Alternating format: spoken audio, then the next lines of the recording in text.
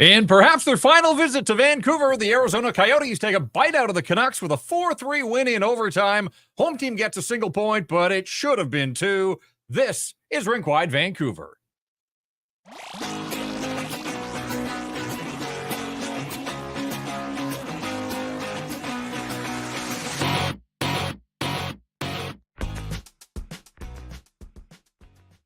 At the Rink Wide Vancouver studios, Rink Wide, a presentation of the Applewood Auto Group. And we should also tell you that we're here in the lower lobby of the Wall Center Hotel. If you're looking for meeting rooms or conference space in downtown Vancouver, consider the Wall Center. From executive and staff retreats to full-size conventions and everything in between. They've got conference and convention space to meet all your needs. It all starts with an email, sales@wallcenter.com. Jeff Paterson joined on this episode once again by Irfaan, Gaffar, and Irf.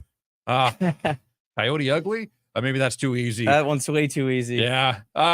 Look, they get a single point, and all points are good points as they continue to try to claw their way to the top of the Pacific Division. But make no mistake, this is an opportunity lost along with a hockey game that was lost in overtime. And yes, the Canucks chipped away as they did against Vegas the other night. And maybe that's a valuable trait to have late in the season when you're down in hockey games and can muster the urgency necessary. But where in the world, and we'll do Rink Wide Worldwide a little later, but where in the world was that urgency in the first couple of periods? Second period, down a goal, they had 4 shots total for the home team, the Vancouver Canucks. So, yes, they get this thing to overtime, and then what a crazy overtime with a penalty shot from Phil Hronek, and he couldn't convert.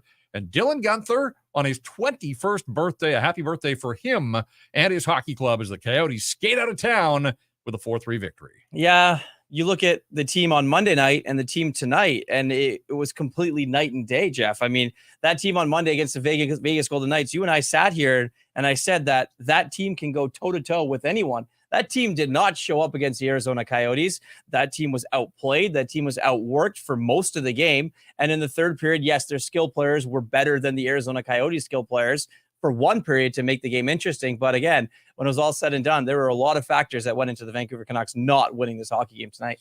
Well, let's sort of deconstruct this game in reverse, because Brock Besser takes a penalty in overtime, so the Coyotes get to go to work with the 4-on-3 man advantage. Canucks penalty killing was put to the test. They had to kill off a 5-on-3 for half a minute in the third period when the game was very much on the line. So this penalty kill that had been much maligned of late and had been torched, quite frankly, by a bunch of opponents, got the job done, gets it to overtime, and then the penalty killers have to go back to work. Not only do they do their job, but Phil Hronek steps up, intercepts a pass, tips it ahead, and races onto it, a breakaway in overtime, hauled down by Nick Schmaltz. And the referee, a little dramatic there, but you figured that the point was going to go to center ice, and sure enough, it did. This is a player. I mean, we don't see a lot of defensemen get penalty shots, although I say that, and Jake Wallman scored and beat the Canucks in Detroit when he was knocked down by Quinn Hughes. So we have seen it already this year against the Vancouver Canucks. But Philip Hronek, who's done a lot of good things for this hockey club, but he doesn't score a lot of goals, hadn't scored since the Boston Bruins were in town way back when in February. Just 5 goals on the season for Hronek, and he didn't look like a goal scorer. No, absolutely not. Shot. I think he probably had a bunch of things going through his head. Maybe one of them was he would have to face the media if he had actually put the puck in the net and won the game for the Canucks. I'm sure that was way down his list of concerns. But yeah, just some indecision, I thought, got in too deep and ultimately just kind of flung the puck at Connor Ingram, who, stood his ground, made the save. But right there, I mean, the game's on a platter for the Vancouver Canucks. They couldn't have asked for a better opportunity. It does beg that question, though. Should a team have the opportunity to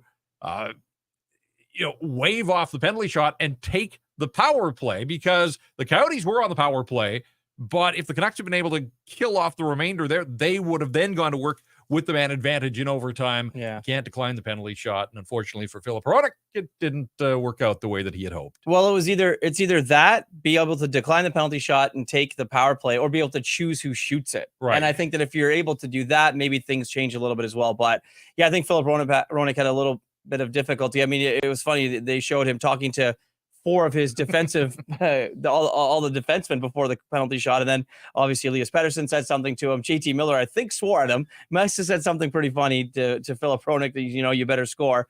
But yeah, I mean, got in too deep, schooled himself a little bit. But that wasn't, obviously the game on the stick there. And Philip Hronek wasn't that guy that could finish it. But for the Vancouver Canucks, I mean, it was over basically for the first two periods. You and I sat here after you came in here after 40 minutes and said, wow, this one basically seemingly was over, and until they mounted that third period comeback.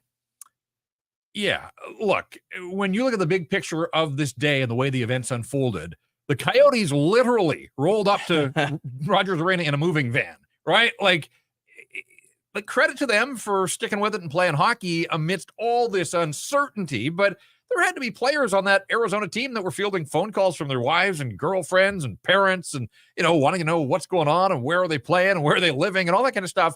And against that backdrop, they went out, and it's not like the Coyotes were great.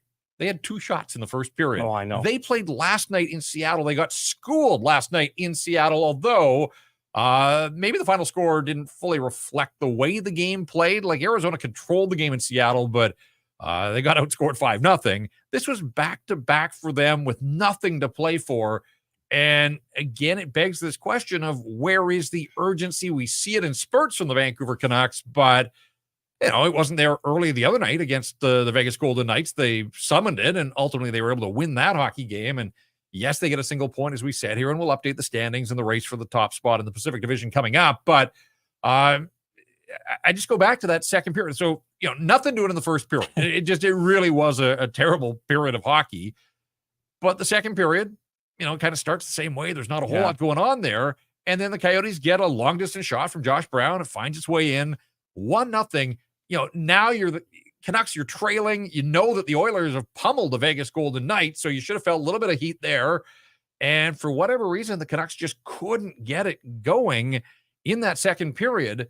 Again, they had 4 shots on goal in the second period of this hockey game. They score late, and then they give it right back, and the Coyotes take a 2-1 lead to the locker room after 40 minutes of play. So the second period, not a great period for the Canucks. They had some opportunities. Nikita Zadorov off the post from Tyler Myers early on, and then Myers set up by Nils Höglander. And this is all when the game is scoreless still. And so the Canucks had an opportunity to open the scoring. They've been so good. They have scored first 36 times already this season. It's been a huge part of the blueprint of their success. But, in crunch time here now, the Vancouver Canucks have given up the first goal in 3 straight and 4 of their last 5. So again, chasing these hockey games, and whether it's the defending Stanley Cup champs the other night or a team that, isn't going to the playoffs and is going to be packing boxes and moving on after the season, it's a tough league to chase the game. And so you saw it there in the third period. The Canucks were able to chip away, and guess who? It's Connor Garland is the spark plug to sort of get the comeback going. And people have been waiting for a big goal and a signature goal from Elias Paterson. His first in 10 games, his first shot of the hockey game. And I think the storyline would have been considerably different if he had finished the night with without a shot on goal and this team had lost. So he does get a shot on goal, snaps it from that right side and beats Connor Ingram, ties the game at 3 on a power play. And, that's the other story here. That power play the other night looked ferocious. Like, it looked like it wouldn't be denied. Irf, this power play, the first 3 opportunities in the first 2 periods, 2 shots on goal. Yeah. Like, not enough, not close to enough. Where was the desperation? Where was the urgency? That's sort of the focal point here. They're 3 games away. They've got 3 games remaining in the regular season. And then at truly go time, playoff hockey, the first time a lot of these guys are going to step on to that stage of the Stanley Cup playoffs. They better find a way to bring it from the opening faceoff, because we just haven't seen that, certainly for the last handful of games from the Vancouver Canucks. Well, I think that's the biggest thing, Jeff. You mentioned the urgency, and with playoff, crunch time absolutely looming. I think that the one thing is Rick Tocchet's going to go to Thatcher Demko at some point in the next couple of days and say, okay, it's time. You got to get back into the lineup here. And that's one thing that'll help. You got Elias Lindholm back in the lineup. That's another thing. But it was just, for me, it's how good they played. You mentioned the building, how electric it was against the Vegas Golden Knights on Monday. And some people went into this game, and I expected the Canucks to go and handle their business. I expected them to win at least by a goal or 2 in this hockey game, for their stars to do their thing, and it to be a pretty cruising and smooth victory for Artur Silovs. Obviously he might have been able to make a save or 2 and help his team out, but nevertheless, like, your skill players are probably outweighing their skill players a little bit. So it showed in the third period. But for me, it was like, are you not getting up for the game because you know you should go and take care of business? I get it, but you just mentioned, Jeff, like, we're at the point in the season where games matter. You look at the standings, like this game against the Oilers. I understand it is big. Yes, they do have the tiebreaker. Oilers are playing 5-7 to finish this season, but you're heading to the playoffs. Like, every game for you should be exciting. You should want to go in and be playing your best hockey. I said it on Monday. That's the way they need to go. This game, they need to absolutely erase it and not ever play like that again. Now, if you look back through that 9-game homestand last month, the Canucks didn't slip up against the weaker opponents. Yeah. When you look at the teams that they beat, Montreal and Calgary and Buffalo, and took care of Anaheim at the end of the homestand. But, it wasn't a convincing win over the Ducks. They were in the desert just over a week ago and squeaked past this Arizona team 2-1. All three of the games against the Coyotes this year, 1-goal games. The Canucks had a pair of 2-1 victories, and then Arizona turns the tables, gets a 4-3 win here. So the Canucks get 5 of 6 from the Coyotes. But again, you're just looking for this Vancouver team to, sort of put the hammer down from the outset of a hockey game and a dominant, commanding performance. And that's something that we haven't seen. And that plays into the angst that I think so many are feeling about the Canucks playoff prospects. Now, 3 more regular season games, and then you hit reset, and let's see where Thatcher Demko is. And Elias Lindholm came back in the lineup and certainly had some moments in this hockey game. So, I'm not going to base any sort of playoff predictions off what I saw here against Arizona, but I see those same concerns that I hear from so many in social spaces. And speaking of that, we want your feedback here as we move through this night on Rink Wide Vancouver. So hit us up in our feedback channels, and we'll get to some of the feedback. You'll see some of it on the screen here as we go. And we should mention as well that Rink Wide's a presentation of the Applewood Auto Group at Applewood Infinity Langley. Right now, you can get a 2024 QX60. You can lease it at 0.99% up to 24 months, and that is on all trims. Just want to throw this out there as well. We have a stat that stands out, and we'll do that a little bit later on in the program. But this one stands out to me as well. You think of the talent disparity on the ice and in the lineups in this hockey game, but on most nights, when you think of the star power at the top of the Vancouver Canucks lineup. Yep. Canucks are now 6-7 in games decided in overtime. Yeah. So they have lost more than they have won in games decided in overtime. You tack on a couple of shootout losses, the 0-2 in shootouts, 6-9. So they've left 9 bonus points, at a point in time where every point is valuable to the Vancouver Canucks to try to hold off this hard-charging Edmonton Oilers team. That's 9 bonus points that they have left on the table. So not a sparkling record when it comes to games that are decided after 60 minutes. Starting overtime with Elias Paterson, Elias Lindholm, and Philip Roenick. Jeff, let me ask you, did you have a problem with that, or would you like to see Quinn Hughes out there? Quinn had played a ton in the third period, and I also think that's the matchup that, you put those guys out, but this is where the Canucks are so much deeper than a team like Arizona that their second wave out in overtime is going to be JT Miller. It's Garland. It's Quinn Hughes. Brock Besser. Could have been Brock Besser. And so, no, I didn't have a problem with that necessarily. But, the Canucks don't get the job done in overtime. Again, a penalty shot. You couldn't have asked for a better opportunity, perhaps a better shooter, but not a better opportunity. So impossible to say that the Canucks didn't have the chances to win this hockey game. But in the end, it was the Dylan Guenther show on his 21st birthday. Of course, he's always going to be tied to the Vancouver Canucks in that trade for OEL and Connor Garland. Look, he's a top 10 draft pick. They knew they were getting a good one. The Canucks knew that they were trading away a high pick. And this kid is a player. He scores his 15th goal of the season.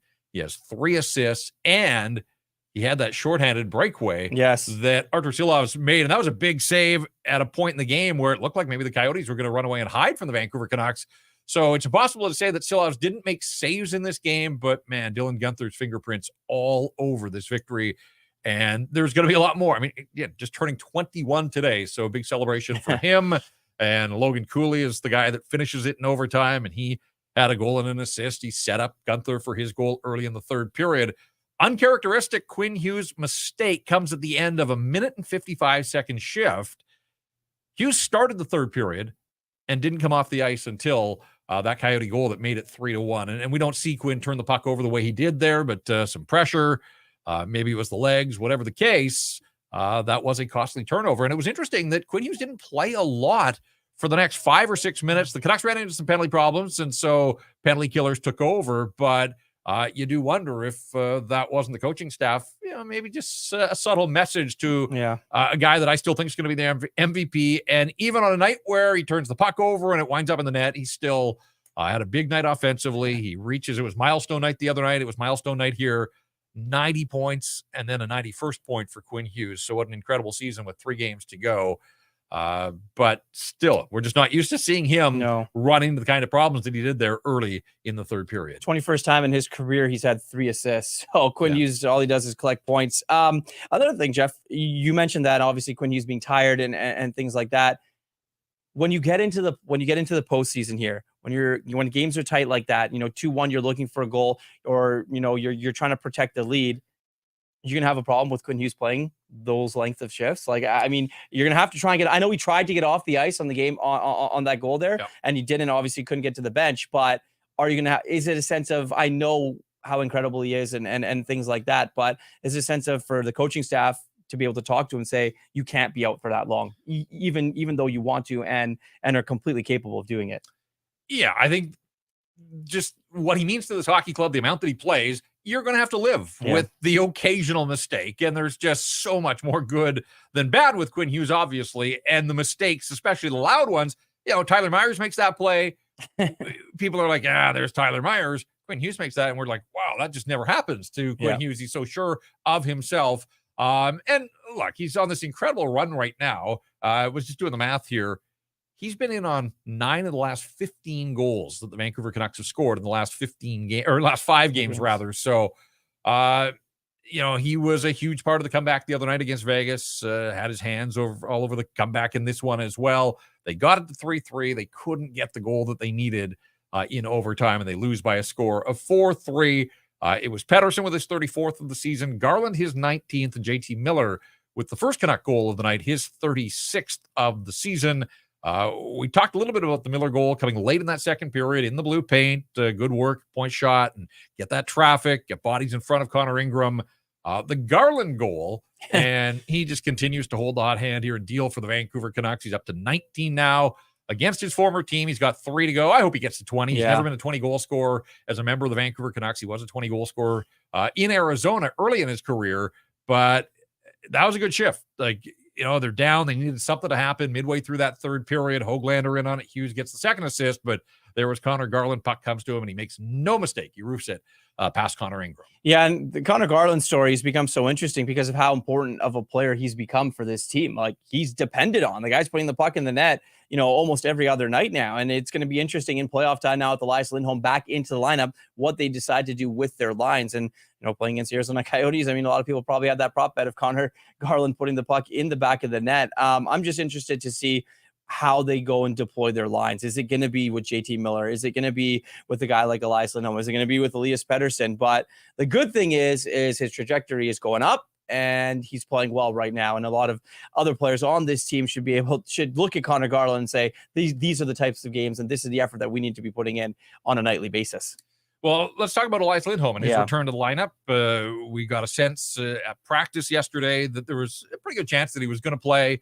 After the morning skate, Rick Tocchet wouldn't confirm it, but when Vasily Podkolzin and Nils Aman stayed out late with the skills coaches, that was a pretty good tell that those guys weren't going to play, and PDG and Lindholm were going to work their way back into the lineup. For Elias Lindholm, the final box score, as I look at his night, 18 minutes and 30 seconds. He had 3 shots on goal on 5 attempts. A little uncharacteristic for him, and he goes 6-6 in the face-off circle, so he holds his own, 50%. But some of that's probably timing, and again, for a guy that's been nursing a wrist injury, maybe not digging in on the draws as much as you'd like him to. Who knows? Whatever the case. I mean, there's nothing wrong with 50%, but he has set the bar higher for himself. What I noticed from him, though, in a game where there weren't a lot of scoring chances for the Vancouver Canucks through the first 2 periods, Lindholm was involved in a couple of them. I think of one, Quinn Hughes dashed down the left side, got it to the front of the net. Lindholm with a spin move, got a pretty good look there. There were a couple of other opportunities set up by Dakota Joshua, shorthanded in the third period as well. So, the result's not what he wanted as he gets back into the lineup. But, I think it was a good first step. And obviously there are going to be bigger challenges. And plays a key role in a penalty kill, as we said, that went 5 for 5 on the night. Well, I think that's the biggest thing, right? He gets back in and he gets inserted into a position where they want him to play, and that's the penalty kill. And, he's relied upon. The Canucks owned the Coyotes in the first 2 periods in the faceoff circle, and then they got killed in that final frame. That's why those numbers, so he was 50-50. But, I mean, good for him, obviously battling an injury of the hand wrist area, and, he was able to go and obviously hold his own. I think the biggest thing was the PK. He had a couple really good shifts. He had that shorthanded chance as well, where he was able to get a shot off, and obviously Ingram was able to make the save there. But I think, again, he's another player where you look at and say, lineup blender. Like, is he a winger? Is he a center? Is he your PK guy? What's he really going to be? And I think the answer will come here in the next few games for Elias Lindholm and for Rick Tocchet, right? Because you get into game 1, you're going to have a couple practice days, 1 or 2 before, but you want to have your lines and who's going and who's playing together probably for at least 1 or 2 games before you play, right? Your first round opponent. So again, another thing that we're going to have to look at and monitor here is who Elias Lindholm's going to line up with. Like, is he going to be with Elias Paterson, or is he going to be their third line center and they're just going to try and make that work? Yeah, my sense is that they like that sort of spine down the middle, and that they're going to keep him as a third line center, and we'll ultimately see what happens here. But, there aren't a whole lot of saviors waiting in the wings. Like, they wanted to get him back in there, and they made the lineup decisions. And as we get to our Great Clips chat line, Roberto on Facebook said, well, why would they take Podkolzin out of the lineup? He's been playing so well. Look, Vasily Podkolzin's been fine. I don't want to oversell what he has done and brought to this hockey club. I had no issues with bringing him out for a night. If it, again, the Canucks should have had enough in the bottom of their lineup, and they certainly should have enough at the top of their lineup to beat the Arizona Coyotes. They didn't. But they didn't lose because Vasily Podkolzin didn't play in this hockey game. At some point, there's got to be more than just, wow, he hit some guys. Like, don't lower the bar. This is a 10th overall pick, and, maybe he shouldn't have been the 10th overall pick in that draft class, whatever. If he's going to play and contribute for the Vancouver Canucks, there does have to be a bottom line. Like, I had somebody on social say, like, oh, sure, sit the guy down after that pass to Paterson the other night. And I was like, you can't just pick one pass 2 games ago and think that, like, that's enough to keep your spot in the lineup. This is the NHL. They're 4 games away. Now they're 3 away from the playoffs. Like, Rick Tocchet's got to figure out. Now, did PDG do much with his opportunity? I can't sit here and say that I thought he did. So, the door's open to get Podkolzin back in there. And look, if Vasily Podkolzin had to sit down against Arizona, but they want him back in there for the Oilers game on Saturday, then that probably gives you an indication that he's not in the coach's doghouse. But I just think at this stage of his career where there's no bottom line, that it can't be as simple as he's a lock. He's got to be in there night in, night out for the Vancouver Canucks. Well, I think if you're not producing, right? I mean, he goes out and hits everything, and the games have been good. He hasn't looked, bad in his game. But I think when you're bringing Elias Lindholm in, it's at some point it's a numbers game. But, PDG, I agree with you, Jeff. Like, I can't sit here and look at my notes and say that, I really had his name written down to do too much. Now, could Podkolzin's 2 hits may have been the difference in a hockey game? Probably not. But, with the way that things are going, your bench is going to be shortened, right? At that point, you're trying winning a hockey game. Your third and fourth lines aren't playing too much. You're loading up your top guys. So at that point, Elias Lindholm's obviously going to get elevated into the lineup if you're Rick Tocchet. I don't think that, we should be too worried about, Vasily Podkolzin coming out. He might get another opportunity here soon. I'm sure he will.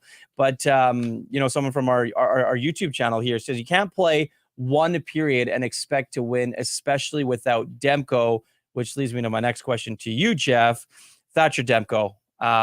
It's got to be all signs go now, especially at this point. Yeah, I watched him at practice yesterday. I watched him in the morning skate. And again, practice and morning skate are not game action. It's not going up against the Edmonton Oilers with or without Connor McDavid, but that's the next opponent for the Vancouver Canucks. Now, watching Demko, Ian Clark putting him through his paces, to watch him, they were working him hard, and there certainly were no issues with his lateral movement. I guess it's a question of, getting to a point where he is so clear and free in his mind, and you have to be, as a goaltender, to trust that the knee is fully healed, that there's no issues there, the amount of pushing off that you have to do to play the position.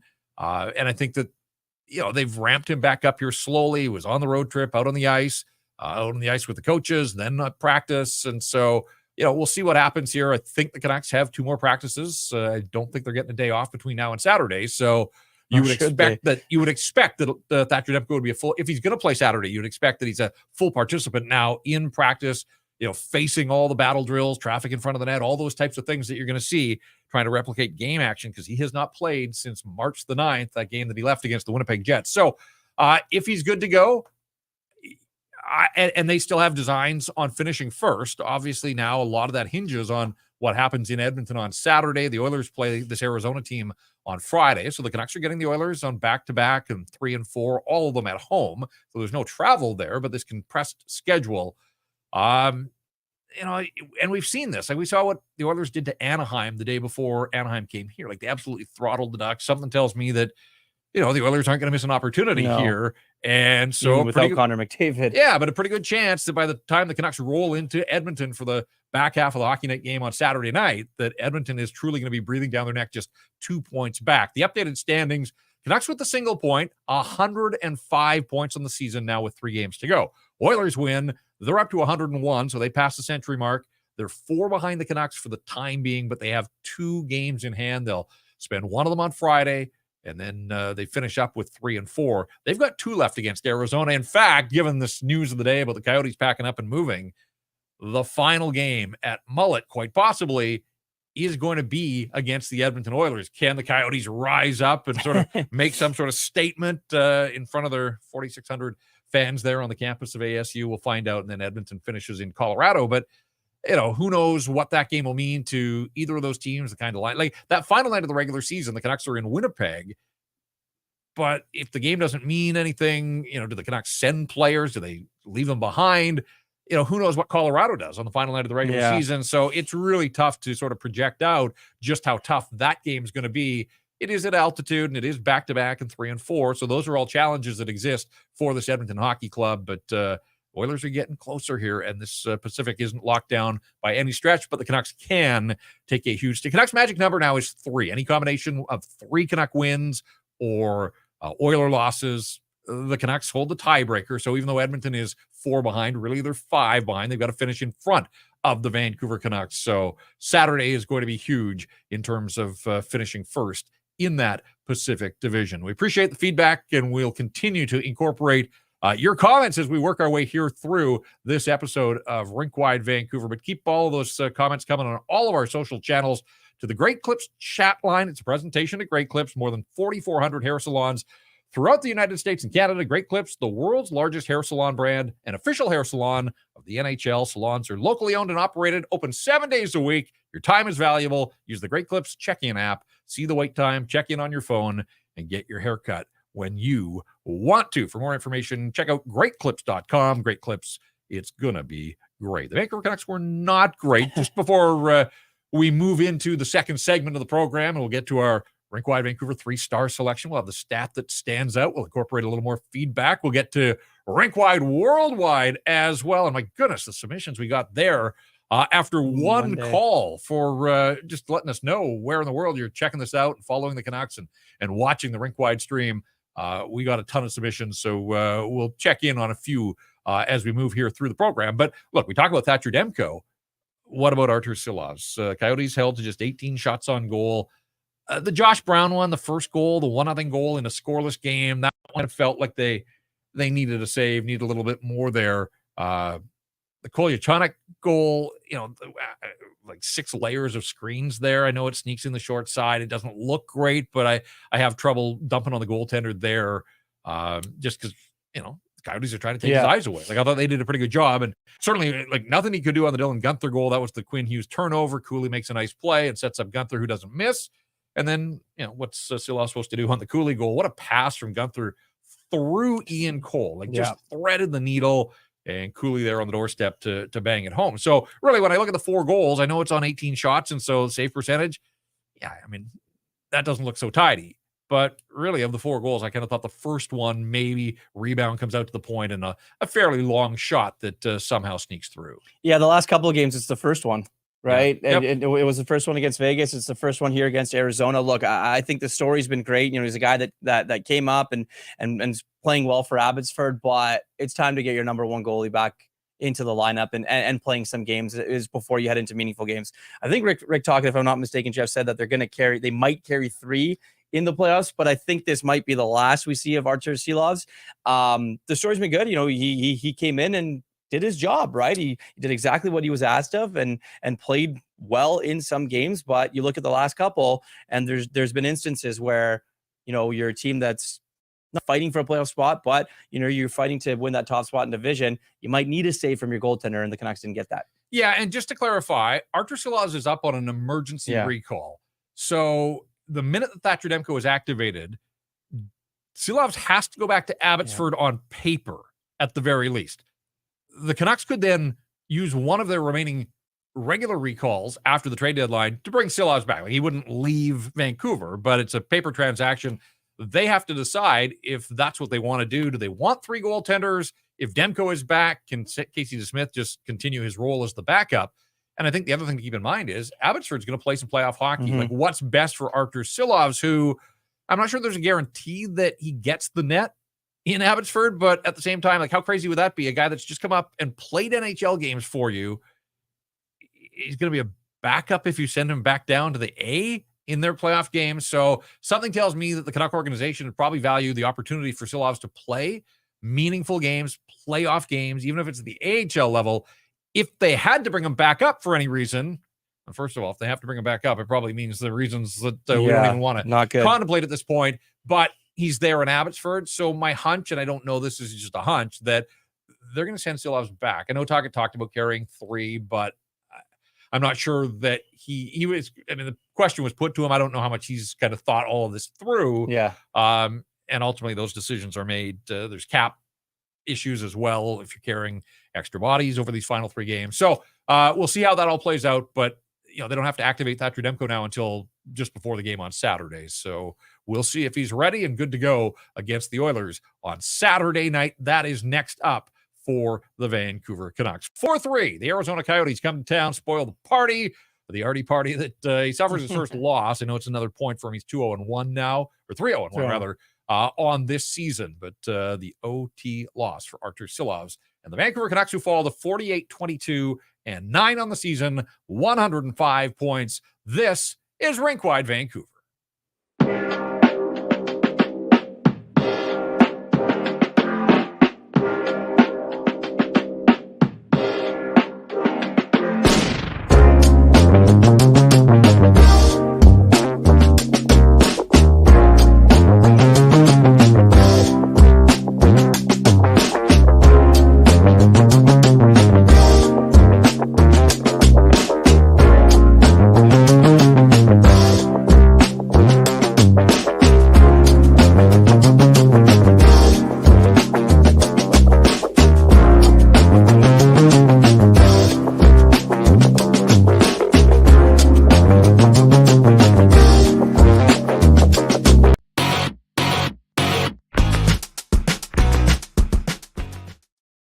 Welcome back to Rink Wide Vancouver. Jeff and Irf with you here. 4-3 Coyotes over the Vancouver Canucks. We'll get to the stat that stands out in our Rink Wide Vancouver 3 stars coming up momentarily, but we've been telling you this for a couple of weeks, and time is ticking here towards April 20th. Join us and the rest of the Canucks Army crew Saturday, April 20th, the Hollywood Theater in Kitsilano. Special tribute to our late friend Jason Botchford. It's all presented by Fountain Tire. It's being called Bro, Do Your Playoffs. It's a media event celebrating the life and legacy of Botch. It's going to feature shared memories, special guests, an exclusive musical performance from the matinee, and the celebration of Vancouver's return to the playoffs. And right now at Fountain Tire, being on the road together means getting a great deal on tires. Save up to 25% off select tires, including Goodyear, until April 20th. Book your appointment at fountaintire.com. This event's in support of the BC Mental Health Foundation. Tickets are only $10, so join us April 20th. Memorable experience. Every ticket purchased is going to contribute to making a positive impact on the community. Get your tickets at nationgear.ca. That's nationgear.ca, and we want to see you out there at the Hollywood on April the 20th. For the Vancouver Canucks, again, slow start. Kind of spun their wheels. Speaking of Fountain Tire, they were spinning their tires there for much of the second period. How much stock do you put in that, Irf? I mentioned it right off the top that, like, I do think there's some value in this reinforcement, or the reinforcement of the notion that when you're down, you've got this comeback ability in your back pocket. Like, I'm kind of tired of them being in the position where they have to chip away and keep coming back in these games, but they did it against Vegas. They did it to a degree here against Arizona to at least force overtime. This close to the playoffs, I guess if we're sort of grasping at straws and silver linings, it is something that they can refer to. They're going to trail in the playoffs. They're not going to run the table and go coast to coast, wire to wire. So when they're down in games, at least they have that knowledge fresh in their mind that if they up the urgency level, some good things can happen. Yeah, I get it, and I know what you're saying, but against a team like the Vegas Golden Knights, they were able to do that, and who that might be their first round opponent, the Nashville Predators. That might be your first round opponent there as well. But if you're trailing in hockey games against those teams, it's a little bit different, a little bit more difficult. We saw them do it against Vegas, obviously. Vegas playing with their backup. I know what Aiden Hill got lit up against the Oilers, though. But they're better teams. So for the Vancouver Canucks, you don't want to be trailing. You want to have that urgency, like we talked about at the top of the show. You need to come into games ready to play. They weren't ready to play against Arizona Coyotes. It was evident. And I think if you asked some of the players in the room, that's what they would pinpoint. Yeah, it might have been the Arizona Coyotes, and everyone can look past it on a Wednesday night, late start to the game as well. But there might be a late start in the playoffs for you. And I understand it's the playoffs and things like that, but you have to be ready to play every single game and can't be the comeback kids every single night. Yeah, start time's the same for both. And Arizona played the night before, and it might be early starts. They may, TV dictates they could get one of those early starts, and we know that early starts haven't been terribly kind to the Vancouver. They haven't. They have not played great hockey in afternoon games, home or away. You can go back to the Easter Sunday game against Anaheim, but look, the schedule is what it is. It's the same for both teams, and they have to be ready and show that sense of urgency. And that does bring us to the stat that stands out, and that is those 4 shots in the second period. And again, once Arizona opens the scoring, they know that they're going to need at least 1 to get it to overtime and 2 to win it outright. And, it took them a while. They finally get a goal with 90 seconds remaining in the second period. And I wonder, the second period also included a power play that didn't generate a single shot on goal. So, against Vegas the other night, it looked like power play had taken huge strides. They had been scoring with some degree of regularity on the power play in the last week or so. But boy, this one, they get the power play goal from Petey late in the hockey game that ties it. But up until that point, power play looked atrocious. So to me, that is definitely a stat that stands out at this stage of the season against an opponent that was there for the taking.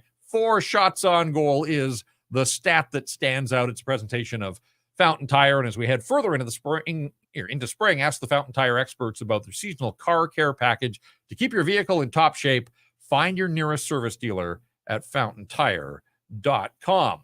All right, let's take a look at the 3 stars of this hockey game. Don't think there was much doubt about star number 1. Nope. The 3 stars in the building is selected by the telecast: Dylan Guenther, Quinn Hughes, and Logan Cooley. We've got those same 3, but in a slightly different order because Cooley, you're the overtime winner. And a lot of times you're the first star. Right. But on this night, Dylan Guenther with a goal and 3 assists. He was in on all 4 of the Arizona scoring plays and sets up the winner for Cooley at 3:51 of OT. So Dylan Guenther is the first star. Logan Cooley, who's 19 years of age. 19 and 21, those Guenther guys? just turned 21. There's some good young talent on this Arizona hockey club that likely headed to Utah. If new ownership is willing to invest and support and surround, it's something that hasn't happened obviously down in the desert. You wonder, are there some legitimate building blocks there? I would say, yeah. I mean, from what you see, it looks like they've got some pretty nice pieces. And there's Quinn Hughes as the 3rd star, 3 assists, as we said, up to 91 points on the season. Yeah, there was the gaff that led to a goal, but we're not going to hold that against Quinn. Another stellar offensive night. And look, he started into this night. Cale Makar was just a single point back. That derby isn't done. And we know and we've seen, there are some voters out there that seem to think that, Quinn Hughes has to finish ahead of Cale Makar in the points race to get their vote. And so Cale Makar is Cale Makar, and the Avalanche score a bunch of goals. And, if he's out there with Nathan McKinnon, he's going to get some points along the way. So I'm sure Quinn, he's a smart guy. He's a hockey junkie. I'm absolutely certain that he knows where he stands in that race. And so, you've come this far. And that's kind of how I feel about the Canucks. And even Rick Tocchet said this yesterday, we've come this far. Let's finish this off and win the division. You're Quinn Hughes. opportunities like this may not present themselves every season, but you have a chance to finish ahead of your peers and be the highest scoring defenseman in the National Hockey League.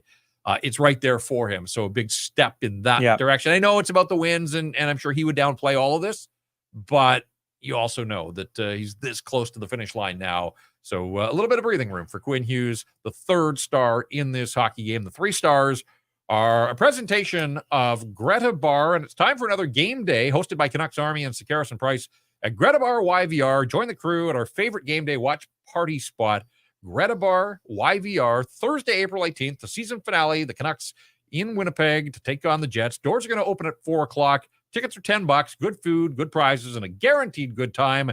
Get your tickets at nationgear.ca before they sell out. I got no problem with the 3 stars. Quinn Hughes obviously doing things at a crazy elite level. My favorite part about the voting for all of these trophies and the end of season awards and things like that is, yes, we know who votes for which award, but you have to release your ballot now. So at the end, like there are going to be people out there, and Canucks fans should not be surprised at all of this, that Quinn Hughes is going to get a 3rd place vote. Quinn Hughes might not even be on some of these voters' ballots. It's just the way that different people see the game. I'm pretty sure, I think it was ESPN did an article, and it was 10 GMs were polled, and they didn't have Quinn. One of them didn't have Quinn Hughes as a top 10 defenseman in the league. So there is that narrative around this team and around that player. Obviously, you and I don't agree with that. I think Quinn Hughes should win the Norris, no problem at all. But there definitely is a healthy debate, and I don't think it's going to be a lock, as a lot of people might seem to think. But Jeff, I got a stat for you as well, and it's more of a stat and a question. Canucks have lost 5 of 8. We've talked about this when we've done shows before. Red flags, we raise them. Don't hit the panic button. Don't do any of that. They're going to the playoffs. We do know it, but maybe a little bit concerning as they're trending in the wrong direction as you head into the postseason. Yeah, and I wanted to believe that statement win over Vegas, and the way they got it was going to sort of propel them back in the right direction to build to the playoffs here over the final week of the regular season. And there's still 3 games to go, and they could run the table and have 3 convincing wins and all that kind of stuff. They got it. Look, the doubters got a PD goal late that tied. You want a big goal from Elias Paterson, you got one. It's been a while. It had been 9 games since he had scored. He had 2 against Buffalo. His last one was an empty netter. So this was a big goal. And I saw somebody saying it looked kind of like Marcus Naslund. Not the big shot, the wrist shot, but again, this was a kind of quiet night for him, and he seemed reluctant to shoot the puck for whatever reason. So, for me, like the days of the 8-1 win on opening night and 10-1 in San Jose and, those kind of games, they were fun in the first half. You're not going to see those, but you don't need them either. Like a 3-2 win in the playoffs is as good as a 5-1 win. But is this team that seemed to win a bunch of games 5-1 early in the season, is it capable of winning 5-1 right now? It doesn't feel like it. Like it feels like they've kind of fallen into this trap of believing that every game is going to be this low scoring grind. And that scares me a little bit because like a team like Seattle last night, they jumped all over Arizona. We're up 2-0 in the first 5 minutes. Like, where's that from the Vancouver Canucks? We haven't really seen that since they beat Winnipeg 5-0 on the night that Thatcher Demko got injured, but that was more than a month ago now. And so I am still waiting to see a convincing victory from the Vancouver Canucks. It feels like it's been far too long since we've seen them absolutely kind of run the show of an opponent. And so, look, there are red flags. There are. Power play hasn't been great. I mean, it was the other night, but where was that urgency? The penalty kill was good tonight, but I don't know that it's out of the woods against better opponents. And again, you still want your best players to rise up and take over hockey games. Quinn Hughes does it on a lot of nights. JT's been pretty consistent all season long. You don't get to 100 points if you don't do that. But, there are some, like Nils Höglander's gone quiet for me right now. Yep. And he represents that next layer of scoring for the Vancouver Canucks. And, if the top guys aren't getting it done, then, is there enough depth? Because we know that lower in the lineup, there are still all sorts of questions.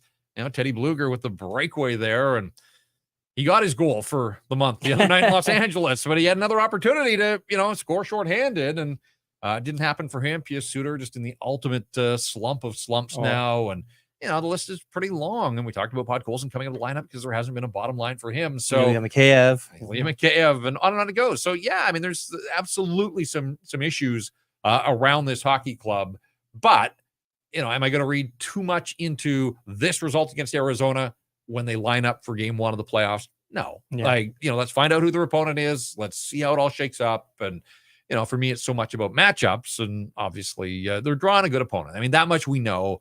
So people can still have their wish list of who they think the Canucks match up best against. But, whether it's the Kings, whether it's Vegas, whether it's Nashville, all three of those teams are going to pose a stiff problem for the Vancouver Canucks. So I want to continue on with a little bit of listener feedback. I mean, that's what we're here for. We've been asking you for feedback throughout the night. We want to get to some.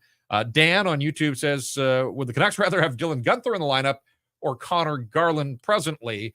Look, Garland's been a terrific story. Love the engine. I can't wait to see him play some playoff hockey. Yeah. But taking the 21-year-old. But he was a top 10 pick for a reason. Yeah. Like, nobody should be surprised that this guy scored goals at a crazy rate in the Western Hockey League. That's why he got drafted where he was. And, it was a Canuck draft pick at one point, but they made the trade. We're not going to relitigate the trade now.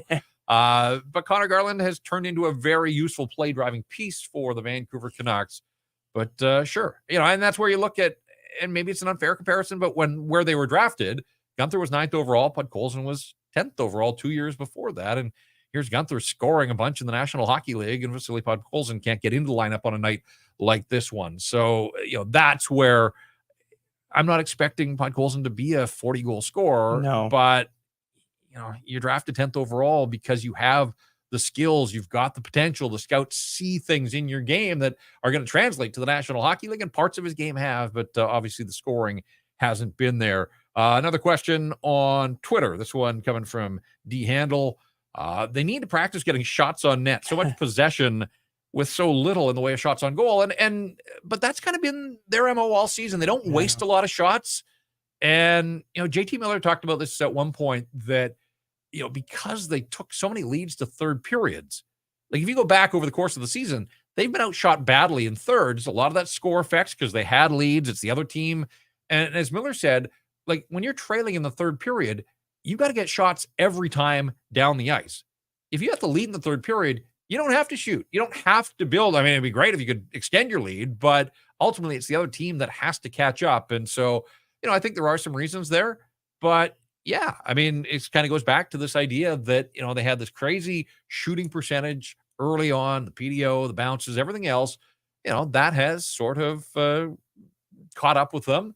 And certainly guys lower in the lineup aren't getting the bounces that maybe they did. Like, it is hard to reconcile the fact that, Pius Suter and Sam Lafferty and Ilya Mikheyev are all in double digits. Like, it feels like none of those guys have scored for the Canucks all season long, but they're all double-digit goal scorers. A lot of it came playing with Elias Paterson in the first half of the season. They all took turns elevated in the lineup. But right now, and especially once they get to the playoffs, man, it would be nice to see the Canucks getting a little bit more. I mean, your top guys going, but you also, the good teams are going to find ways to get some offense out of the bottom six. Yeah, the PDO bender sobered up a little bit for sure. I think that it's creating havoc in front too. I mean, you can shoot the puck all you want. You got to get it through, and you got to get it on net. And you can only practice that so much with the way teams take away players. Elias Pettersson is basically non-existent. I know on the power play, but he scored against Arizona, but basically non-existent on the power play at times. And that's because that's the book on teams. You shut off one guy and you make another guy score. Connor Garland with that fake one-timer on that power play. Teams are going to give him that shot all day long. It's probably not going to get through the net. It's going to get blocked. It's not a heavy shot. We all know that. So it's doing other things that you can do. It's crashing and banging. It's getting Dakota Joshua in front of the net. It's Quinn Hughes coming down from the half wall and beating players like he does every single night and having guys to be in front. So it's just about getting creative, doing different things. And, obviously the coaching staff is going to have a lot of say in how they operate and the way they go about that. But I mean, they're just not getting the bounces, but they're also not throwing as many pucks on net. 12 shot attempts for Quinn Hughes. 3 on goal, 6 missed the target entirely, 3 were blocked. I know it's a Canucks post-game pod, so I don't want to go too deep on the Arizona side of things, but this is pretty remarkable for a team that had played the night before. Now, Seattle to Vancouver travel is not onerous in any way, but Nick Schmaltz plays 25-38 in this hockey game. Clayton Keller played 26-05, and Alex Kerfoot, West Vancouver's Alex Kerfoot, 25-05, his career high in ice time by 3 minutes. Like, this guy never sees that much ice time, obviously, nowhere close to it. And tonight, Andre Tournier leans on those guys. Now, there are a lot of special teams time, and Kerfoot's out there on power play and shorthanded as well. But whatever the case, they got his numbers jacked way up there. So, I mean, credit to the Coyotes, who didn't go away, didn't go quietly on the second of back-to-backs when they really have no reason to play and compete hard. So credit to them for sticking with it, and ultimately buoyed by the Connor Ingram save in overtime on the penalty shot, they go back down the ice and get the job done. Well, I mean, you look at Alex Kerfoot on all those Maple Leaf teams, right? He doesn't get those type of opportunities to play that high up in the lineup. But yeah, I mean, you got to give them some credit. I mean, they could have mailed it in. The news drops that they're leaving. Their phones are going off probably, halfway through their midday naps and things like that. And they come to the rink, and it was a pretty professional performance from them, right? They were ready to play. They're a National Hockey League team. I know they play in a college barn, but things are changing for that team, and you got to give them some credit as they came into Vancouver and were able to beat one of the best teams in the league.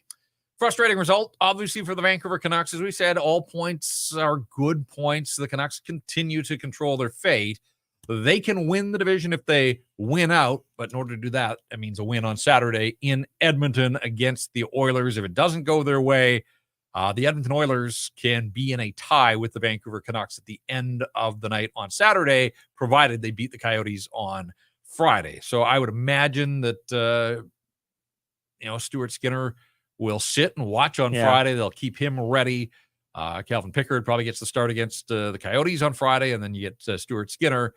The number one man would assume that Demko is going to be ready, but we'll probably get a better read on that. Canucks are practicing on Thursday, and then I think on Friday before they fly to Edmonton. All right, we mentioned this the other night. We're going to continue to do this because I used to do it in radio. I always thought it was fun, and we're going to try and carry it over here to the streaming version of Rink Wide. We call it Rink Wide Worldwide. And what we're asking is, where in the world are you checking us out, and where do you follow the Vancouver Canucks?